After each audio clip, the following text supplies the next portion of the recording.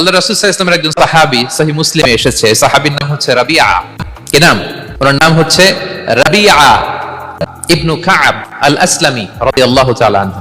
উনি বলেন, কুনতু আবিতু ইনদা রাসূলিল্লাহ, একবার আমি রাত্রিবেলা রাসূল সাল্লাল্লাহু আলাইহি ওয়াসাল্লামের সাথে ছিলাম, কোনো এক কারণে রাসূলের সাথে রাত কাটিয়েছি।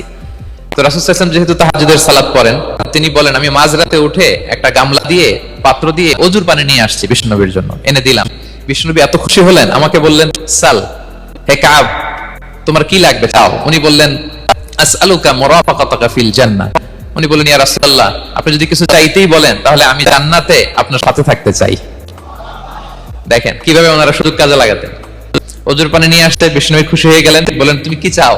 বলে, আসআলুকা মুরাফাকাতাকা ফিল জান্নাহ। বড়টাই চাইছে, ছোটখাটো জিনিস চায় নাই। নবী হে, আমি জান্নাতে আপনার সাথী হতে চাই। বিষ্ণু বললেন, আওয়া গায়রা যালিক, আর কিছু চাও, অন্য কিছু লাগবে? বলতেছে না, উরিদু যাক, শুধু এইটাই চাই।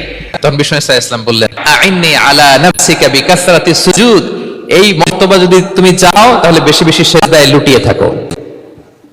আলাইকা বিকাসরাতিস সুজুদ, বেশি বেশি সিজদা দিও। যদি সিজদায় পড়ে থাকতে পারো তাহলে জান্নাতে আমার সাথী হতে পারবা। আল্লাহু আকবার।